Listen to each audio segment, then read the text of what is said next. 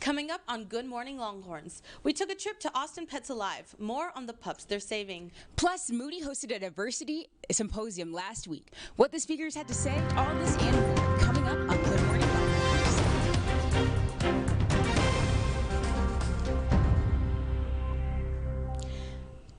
Good Morning Longhorns for Wednesday, March 29th. I'm Itza Martinez. And I'm Tori McClung. Thanks for joining us this Wednesday morning.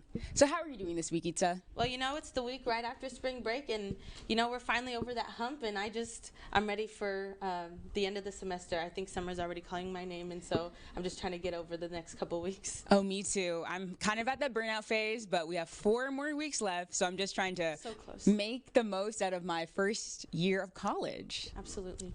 Well, let's get into this morning's top stories. University Parking and Transportation sent an email to all UT students on Monday regarding restrictions and towing. 3 events caused the changes this week, including the 95th Clyde Littlefield Texas Relays, Ain't Too Proud, held at the Base Concert Hall in the Performing Arts Center, and the Longhorn Run across campus. Now, multiple garages, parking lots, and streets will be impacted throughout campus, so be sure to check your email for this message. Cars must be out of these areas from Friday at 11:59 a.m. through 11 a.m. on Saturday. As of last week, the PCL's popular second-floor coffee shop, Proof Rocks, has dumped Pete's Coffee in favor of yet another Starbucks on campus. The reasoning behind this decision is not yet publicly known, but it is speculated to be connected to predicted profits. So what about you, Itza? Are you team Pete's Coffee or team Starbucks coffee? Starbucks all the way. Me too. But my wallet doesn't love it. Oh, yes, yes, yes. Well, if you are strolling through the East Mall, you may come upon an exhibit displaying more than 100 wooden posts that represent the first Black UT students. Known as the precursors, these students helped to integrate the university. The exhibit is part of the East Mall Project, an honorable space dedicated to past and future Longhorns that may have helped make UT more inclusive. Right now, 118 Black students are displayed on wooden poles with their faces, names, and a QR code about the project included. Be sure to go check out the space and scan the QR code for more information about the project. Donald Trump kicked off his 2024 presidential run at the Waco Regional Airport just over the weekend. This comes a week after he predicted his own arrest as a New York prosecutor pursues a potential indictment over an alleged hush money payment to adult film star Stormy Daniels during the 2016 campaign. His rally began with a song performed by a choir of people who are now in prison for their actions on January 6th. The former president's choice to have this rally in Waco raised concerns, as it was the 30th anniversary of the Waco siege, a 51-day standoff between law enforcement and a cult group. However, according to a spokesperson, Waco was selected due to its proximity to major Texas cities and had the capacity to host the thousands who attended. Throughout his rally, Trump discussed his potential indictment and his GOP rival Florida Governor Ron DeSantis, who has yet to announce a presidential campaign. Tori, what do you make of the rally and the growing Republican primary field? It's really interesting. Donald Trump, during his presidency, he had a lot of support, but he also had a lot of people that were against him. So I'm really interested to see how this election will play out. No, absolutely. I think a lot of people are anticipating as well. Yeah. This is a special week for all you country music lovers. The CMT Music Awards will take place this Sunday at the Moody Center. Some performers include Carrie Underwood, the Black Crowes and Darius Rucker, Blake Shelton, and Kane and Caitlin Brown. The show will also have the group Chapel Hart and Jackson Dean as some of the side stage performers as well. Now, leading up to the show, there are several free CMT events going on this week that you can attend, including the taping of the CMT Hot 20 Countdown and the CMT Block Party. If you can't go to any of these events in person, remember you can still watch the award show on Sunday evening. And our Good Morning Longhorns team will also be there covering the action. So do you plan on watching the awards? I'm not really the biggest country music fan, but I think it'll be really interesting to watch it this time around since it's in Austin and right here, and I think it'll be really interesting to tune into. Yeah, I think I'm definitely going to try to watch it because it's happening in Austin, and also Carrie Underwood's performing, so absolutely gotta see some Carrie. Well, into more university news, the University of Texas named Rodney Terry as the 26th head Texas Longhorns men's basketball coach Monday afternoon. on his 55th birthday. This promotion comes after Terry led the Longhorns to their first Elite Eight appearance since 2008, as well as leading them to the Big 12 championship against the University of Kansas. Terry stood as the acting head coach when Chris Beard was arrested on domestic violence charges and was promoted to the interim head coach in early January when Beard was officially fired. The deal is a 5-year-long contract worth $15.3 million. Following the loss to Miami, in a post-game press conference, Terry fell to tears about what this team has meant to him and how this game was never about him but the individual players. He expressed that he will love these guys for the rest of their lives, a happy ending to what seemed like a chaos-filled season. Tori, it was a big season for the Longhorns and a big victory for Coach Terry. I know. It's always good to see, our basketball team have such success. And I actually got to watch one of the games in January, and it was so cool. I was working there for Bevo Video Productions, and they just played great. No, it was really interesting to tune into over spring break. I think just, being a Longhorns fan, every year I see my brother's team make it onto March Madness, and this year they didn't. And so I was really happy that the Horns got to play in it, and we got pretty far. And so I'm just, really excited for my team, and this was a really good moment for our basketball program. Yeah. Let's take a look at the weather. Joining us on set is Izzy Rosen. What's the weather looking like, Izzy? Thank you, Tori. Like they all say, April showers bring May flowers, and that saying is being proven to be true as we make our transition into the month of April. We start off today, Wednesday the 28th, with a low of 58 and a high of 67, with a small chance of showers and thunderstorms throughout the afternoon. Thursday follows with a low of 67 and a high of 74 with a 30% chance of rain. On Friday and Saturday, we are expecting cloudy skies and hoping for partial sunshine with a high in the 80s and a low in the 60s. On Sunday, there will be afternoon thunderstorms with highs in the mid-80s and lows in the upper 60s. Starting our week by Monday, the clouds and rain will go away and the Texas heat will be back throughout the week with highs in the 90s and lows in the 70s. That's the latest from the Weather Center. I'm Izzy Rosen. Thanks, Izzy. Stay tuned for more Good Morning Longhorns after the break. Welcome back to Good Morning Longhorns. Austin Animal Shelter is a nonprofit, no-kill animal shelter and rescue organization with comprehensive and innovative programs. APA has helped more than 11,000 animals in Central Texas and beyond. Good Morning Longhorns visited Austin Pets Alive to learn more about their mission and highlight one of their special pups that is looking for a forever home. So Austin Pets Alive was founded in 2008. It actually was a grassroots organization when we first started. And when we were first imagined, Austin actually had a kill rate of 87%. But through all of our efforts and everything we were able to do, we actually turned Austin into a no-kill city, and now we have a save rate of 97% all throughout Austin, and it's something we are incredibly proud about. We have been able to make Austin the largest no-kill city for the past 11 years. We're now going on 12, so it's super exciting. There's so many ways that you can get involved and to help us create a change in the world of animal welfare. One of the many ways that you can get involved to help us out is actually through fostering, and it's really amazing and rewarding. But another way is through volunteering, and there are so many ways that you can volunteer with us. We actually do a lot of the training here on site, and you can help us out in literally every program. You can also do stuff in our clinic. You can even help out with our neonates by feeding them or helping them out anytime they come into our care.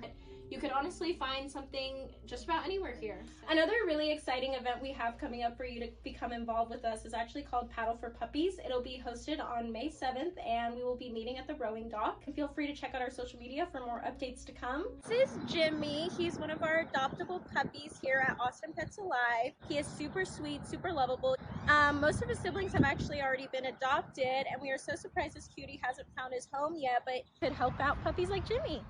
You can check us out on Instagram and Facebook at Austin Pets Alive. We'll be back with Good Morning Longhorns after the break. Welcome back to Good Morning Longhorns. Looking for some local spots right in your neighborhood? Well, we have you covered. This Friday, March 31st, is opening day for the Round Rock Express minor league baseball team, starting at 7 p.m. Friday evening at the Dell Diamond Stadium, where they will play Albuquerque Isotopes. There will be a fireworks show and even complimentary beer and seltzer samples. Tickets can range anywhere from $12 to $46. For more information about opening day or this upcoming weekend, be sure to check out their Instagram at RR Express for more updates. Hope to see you at the ballpark. So, Tori, are you a big baseball fan? Kind of. I think, when I used to watch baseball games when I was younger and I really had a good time. So, but it's been a while since I've gone to like a minor or major league baseball game. No, absolutely. I feel like some of my like fondest memories growing up are like going to my brother's like little league games. I don't know. I just feel like it's a very like summer thing to do. Going to like the concession stand, getting your like pickle or getting your hot dog or something like that. I don't know. I think it's really fun like outing to do, and I've never checked out the Round Rock Express before, and I think it'll be really interesting to go once before I graduate at least and check out a game. Yeah, I mean, it's definitely something that students can do within these last few weeks that they're in Austin for school. Also, if you're looking for some more fun things to do around the city before you go back to your hometown for the summer, then you're in luck, because here are Tori's top 3 things to check out in Austin before the end of the school year. It's getting really hot outside, Itza. Definitely. That's why my first pick is Barton Springs. Located within Zilker Park, the natural pool is 3 acres long and has a refreshing temperature ranging from 68 degrees to 70 degrees depending on the day. Now, what I love about Barton Springs is that you can cool off in the water, do a flip off the diving board if you're a daredevil like myself, or even relax in the grass. Adult admission price is $5 for residents and $9 for non-residents. I really suggest you go. The water is a little bit chilly, but it's going to be so hot it's not even going to matter. Another great thing to do in Austin is to watch the bats fly out from under Congress Avenue Bridge. This is an Austin must. In fact, March and April are actually the best months to visit. I recommend you take the boat tour when you visit because you can float down the river and hear a guide tell you about our amazing city and the bats. Now, my last top place to check out has different locations around the country. Really? Yeah, but surprisingly, I haven't met many students who know about it. But don't worry, Longhorns, I've got you covered. There's no better way to celebrate the end of the school year than with a sweet treat, which is why you have got to check out the Yard Milkshake Bar. Located in the Domain, this restaurant is not your typical ice cream shop. They have a variety of themed milkshakes, all with crazy toppings like cheesecake slices, donuts, and cupcakes. After the fun's over, you even get to keep the jar that your milkshake came in. Well, Longhorns, those were Tori's top 3 things to check out in Austin. We've only got 4 more weeks of school left, so you gotta go and visit soon. Have you gone to any of these places? Yeah, actually, I've been to Barton Springs a couple of times, and like you said earlier, the water is a little bit chilly, but I think considering the Texas heat that we experience over the summer, I think it's a really great experience. And also, you don't have to get in the water. I've gone to Barton Springs just to, tan and just like lay out in the grass. And, it's a very Austin, tradition. I love going there, whenever I can, get a break from school and just go out with some friends and just relax. It's a really beautiful It's a really beautiful place. I really like being there. It is so nice and peaceful. Though the last time I went, it was during ACLs, so it wasn't as peaceful because you could hear the concerts, but it was still really fun. No, absolutely. If you guys haven't checked it out yet, again, we cannot emphasize it enough, but take yourself to Barton Springs and have a little break if you're able to between the end of the school year. Yeah.